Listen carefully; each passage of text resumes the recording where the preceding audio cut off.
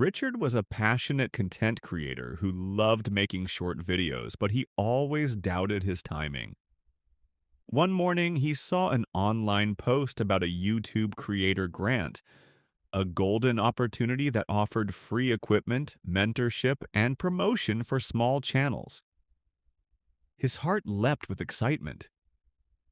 This could change everything, he thought. But then came hesitation. He told himself, maybe I'll apply tomorrow.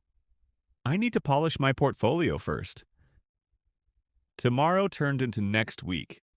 He kept overthinking, re-recording his clips, and waiting for the perfect moment. Finally, when he logged in to apply, he saw the message. Application closed. His heart sank. That one opportunity, and the one he had dreamed about, was gone. His friend Mira, who applied on the first day, called him later saying she got accepted. Ravi congratulated her sincerely, but deep down he felt a heavy mix of regret and resolve.